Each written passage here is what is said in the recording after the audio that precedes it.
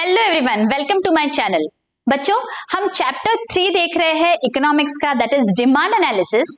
और last lecture में हमने डिमांड क्या होता है, individual demand and market demand schedule, as well as why does the demand curve slope downwards, ये बहुत डिटेल में देखा हुआ है बच्चों।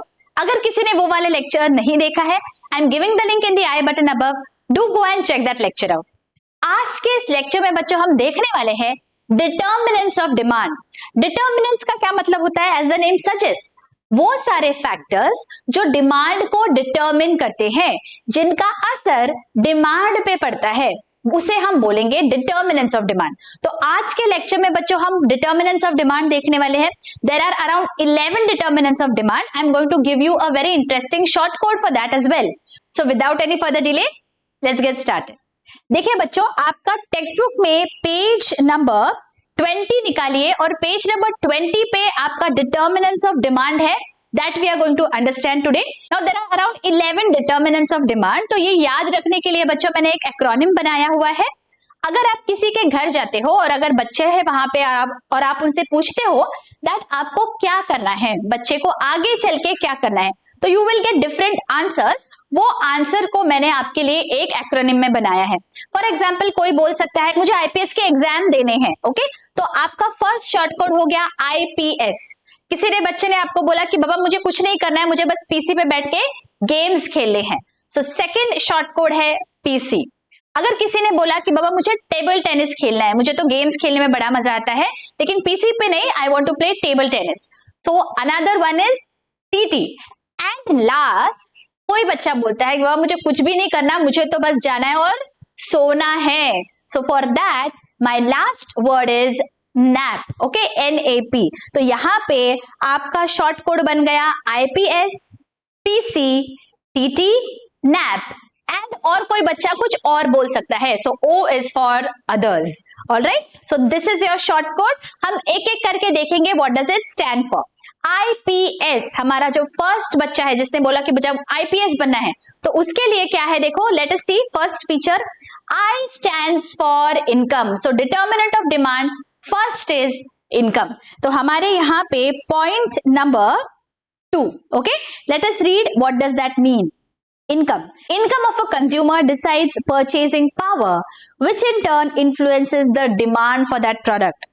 Rise in income will lead to a rise in demand for the commodity, and fall in income will lead to a fall in demand for the commodity. Isn't this very very natural? ये हमें पता है ना। अगर हमारे पास purchasing power ज्यादा है, अगर हमारा इनकम ज्यादा है, ऑब्वियसली हमारे पास परचेजिंग पावर ज्यादा रहेगी, और परचेजिंग पावर ज्यादा है तो हम ज्यादा खर्चा कर सकते हैं। तो अगर इनकम बढ़ गई तो ऑब्वियसली हम जितना डिमांड करेंगे वो बढ़ जाएगा। अगर हमारे पास पैसा कम है, इनकम कम है, तो ऑब्वियसली हम जो खरीद सकते हैं वो कम हो जाएगा। सो डायरेक्ट रिलेशन है बिटवीन डिमांड एंड इनकम। अगर इनकम बढ़ता है तो डिमांड बढ़ जाएगी, अगर इनकम कम होता है तो डिमांड भी कम होगी। Okay, this is very very logical. Second क्या है, IPS. P stands for what do we feel, future prices क्या होने वाले हैं उस कमोडिटी के, उसके ऊपर भी हमारी डिमांड डिपेंड करती है। देखिए यहाँ पे point number 7, expectations about future prices. If a consumer expects the price to fall in the future, he will buy less in the present prevailing price, and vice versa. If he expects that price will rise in the future, he will buy more at the present price. है ना, ये तो हमें पता है। अगर मुझे लगता है किसी भी XYZ कमोडिटी की फ्यूचर में प्राइस बढ़ने वाली है, फ्यूचर में प्राइस बढ़ेगी, तो मैं क्या करती हूँ, मैं अभी के प्राइस पे खरीद लेती हूँ। लेकिन अगर मुझे लगा दैट फ्यूचर में प्राइस और कम होने वाली है, तो what will I do, I will wait ना। जब तक प्राइस कम नहीं हो जाती, I will not buy it. इसका मतलब मैंने क्या किया, फ्यूचर में प्राइस क्या होगी उसके ऊपर मैंने आज मेरा बाइंग डिसीजन डिपेंड करता है। आप ये बहुत बार अगर स्टॉक मार्केट में डील करते हो तो ये आप बहुत बार फिनोमेना देखते हो, उस स्टॉक की प्राइस फ्यूचर में क्या हो जाएगी उसके ऊपर today I am going to consider whether I have to buy it और नॉट। ओके, अगर मुझे लग रहा है दैट फ्यूचर में इसकी प्राइस बढ़ेगी तो आई विल बाय इट, लेकिन मुझे लग रहा है फ्यूचर में उसकी प्राइस कम हो जाएगी किसी भी स्टॉक की, तो मैं अभी बाय नहीं करूंगी ना, नहीं तो मेरा नुकसान हो जाएगा। So this is going to affect a consumer's behavior. What? Future price क्या होगी कमोडिटी की, इसका जो एक्सपेक्टेशन है that is going to change consumers behaviour. Okay, IPS, I stands for income, P stands for future price क्या होगी, and S, what does S stand for? Let us see. S stands for substitute. यहां पे आपका point number 3, prices of substitute goods. Substitute का क्या मतलब होता है, अगर आपने एक चीज खरीदी तो आपको दूसरी चीज खरीदने की जरूरत नहीं है, आइदर दिस और that you will buy. For example T और कॉफी, या फिर आप पेप्सी खरीदोगे या कोक खरीदोगे, इजंट इट, आप दोनों तो शायद नहीं खरीदोगे ना, तो दैट इज द रीजन आप इसे बोलते हो सब्स्टिट्यूट गुड्स। मतलब सेम वांट आपकी सेटिस्फाई करता है बहुत सारे गुड्स, तो आप एक ही खरीदोगे उनमें से, तो उसे हम बोलते हैं सब्स्टिट्यूट। हमारे जो कंज्यूमर इंडस्ट्री है उसमें बहुत सारे होते हैं, कोई भी बिस्किट्स ले लो या फिर आप टूथपेस्ट ले लीजिए, सोप्स ले लीजिए, डिटर्जेंट्स ले लीजिए, these are all substitute of each other. अगर आपने एक खरीदा तो शायद आप दूसरा नहीं खरीदोगे।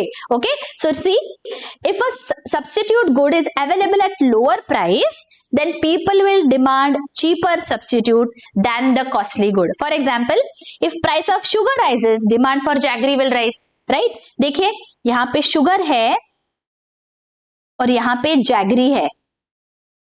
अगर शुगर 100 रुपीज किलो में मिल रही है और जैगरी भी फॉर एग्जाम्पल 100 रुपीज केजी है, तो I will select out of both, right? लेकिन अगर यहाँ पे शुगर की प्राइस 80 रुपीज हो गई, तो मैं अभी क्या करूंगी, अगर शुगर की प्राइस कम हो गई है तो ऑब्वियसली मैं शुगर ज्यादा बाय करूंगी, इवन दो जैगरी की प्राइस पे कोई इफेक्ट नहीं हुआ है, I am going to buy more of sugar. अगर यहाँ पे शुगर की प्राइस बढ़ गई, 120 हो गई, जैगरी की price same, okay, throughout 100 ही है, तो now what I am going to do, I will buy more of jaggery because अभी शुगर की प्राइस बढ़ गई। So whenever a price of a substitute will increase, demand of our product is also going to change. Getting it? आगे IPS हमारा हो गया, अब आगे क्या है, PC। कोई गेम्स खेल रहा है PC पे, सो P stands for population. Late us read point number 6 है, size of population. Larger the size of population, greater will be the demand, and smaller the size of the population, smaller will be the demand. अब ये तो self explanatory है, अगर population ज्यादा है तो obviously demand ज्यादा होगी, अगर पॉपुलेशन कम है तो डिमांड ऑब्वियसली कम होगी, कंज्यूमर्स ही कम है। ओके, तो हमारा जो नेक्स्ट वर्ड था PC, P was population and C stands for complementary products, complementary goods. Complementary क्या होता है, सब्स्टिट्यूट का एग्जैक्टली ऑपोजिट। कॉम्प्लीमेंट्री मतलब दे गो हैंड इन हैंड, मतलब आपकी एक वांट सेटिस्फाई करने के लिए आपको दो या ज्यादा चीजें चाहिए, तो वो दोनों चीजें आपके लिए कॉम्प्लीमेंट्री हो जाएंगी।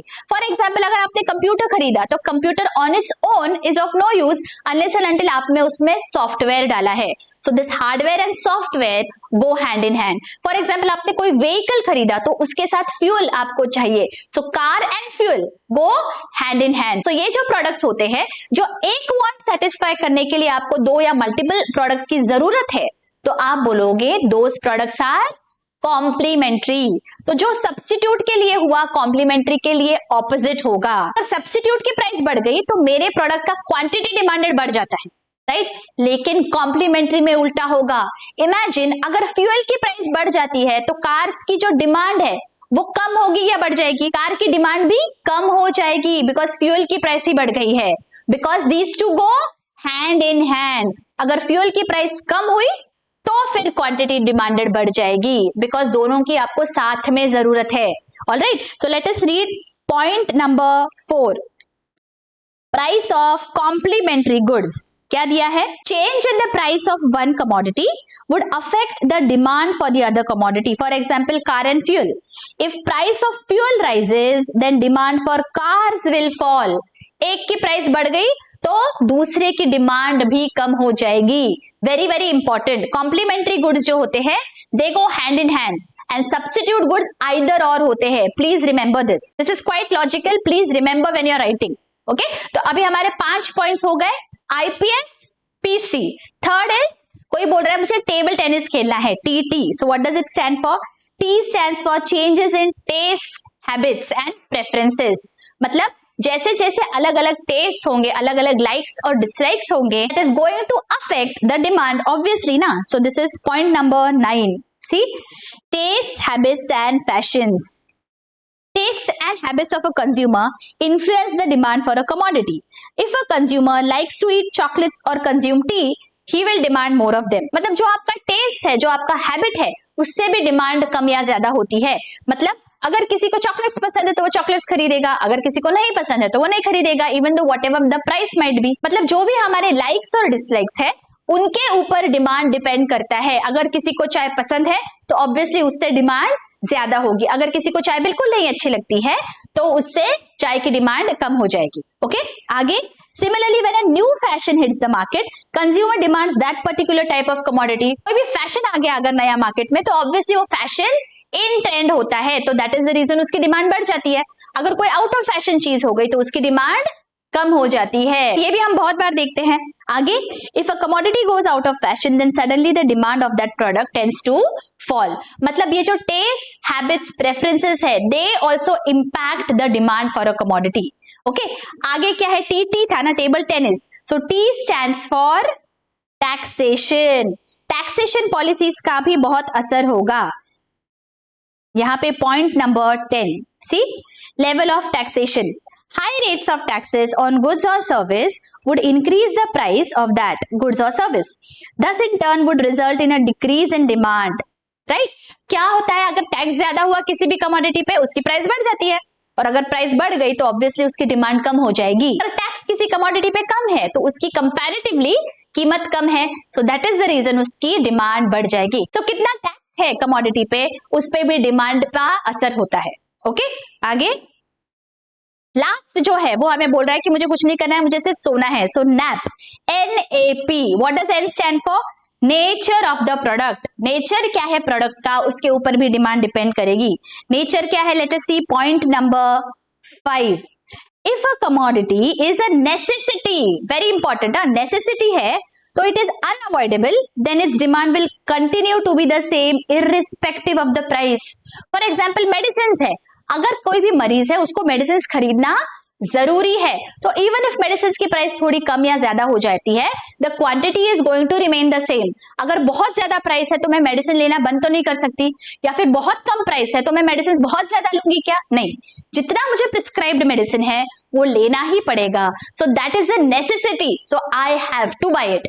राइट? ये हमने कोविड में बहुत अनुभव किया है बच्चों इस बारे में, दैट जो नेसेसरी प्रोडक्ट्स है, सी यू सॉ इट ना, जो भी नेसेसरी आइटम्स थे वो हमने खरीदे ही, वो काम हमने किए ही, irrespective of whatever the price might be. लेकिन जो लग्जरी आइटम्स है, फॉर एग्जाम्पल कार्स खरीदना है, डायमंड खरीदना है, ये शायद हम करेंगे या नहीं करेंगे, ये प्राइस पे डिपेंड करेगा. लेकिन जो नेसेसरी आइटम्स है वो हमने खरीदे irrespective of the price. So nature of the product, ये हमारे लिए कितना जरूरी है, ये भी इंपैक्ट करेगा हमारे डिमांड को. Okay, NAP. N stands for nature of the product. What does A stand for? A is advertisement. हम बहुत एडवर्टीजमेंट्स देखते हैं, बहुत सारे हमारे कमोडिटीज के, तो ये जो एडवर्टीजमेंट है इसका भी बहुत इंपैक्ट होता है. राइट? इतने सेलिब्रिटीज आते हैं, बहुत सारे ब्रांड्स को एंडोर्स करते हैं. क्यों? बिकॉज उन्हें पता है दैट एडवर्टीजमेंट जितनी ज्यादा होगी, जितना रीच होगा, उतने ज्यादा हमारी क्वांटिटी डिमांडेड बढ़ने वाली है. तो बहुत सारे सेलिब्रिटीज आते हैं और ब्रांड्स को एंडोर्स करते हैं. अगर हमारा फेवरेट क्रिकेटर, अगर हमारा फेवरेट सेलिब्रिटी किसी ब्रांड को एंडोर्स करता है तो बहुत बार कंज्यूमर्स का बाइंग डिसीजन इससे अफेक्ट होता है. वो ये सोचते हैं अगर ये सेलिब्रिटी ले रहा है तो मुझे भी यही खरीदना है. So that is the reason advertisement का भी इंपैक्ट डिमांड पे होता है. So our point number 8 here, let us read. Advertisement, sales promotion schemes and effective salesmanship tend to change the preferences of the consumers and lead to demand for many products. For example, cosmetics, toothbrush, etc. ये हम देखते हैं बहुत सारा advertisement impact करता है हमारे decisions को. Okay, and NAP, P stands for price of that particular product. See, यहाँ पे हमारा फर्स्ट पॉइंट है P. P is what? Price. Price determines the demand for a commodity to a large extent. हमने last lecture में देखा है, consumers prefer to purchase a product in large quantities when price is less, and they purchase products in small quantities when product price is high. ये हमने last lecture में बहुत अच्छी से देख लिया है. जब भी प्राइस ज्यादा है तो डिमांड कम हो जाएगी, और जब भी प्राइस कम है तो डिमांड बढ़ जाएगी। ये हमारे 10 पॉइंट्स यहाँ पे खत्म हो गए और सबसे लास्ट डिटर्मिनेंट है others. O stands for others. तो ये क्या है, let us see next page पे। अदर फैक्टर्स क्या है? Climatic changes, changes in technology, government policy, customs and traditions etcetera. ये सारी चीजें हमारे कंज्यूमर बिहेवियर को, डिमांड को अफेक्ट करती है।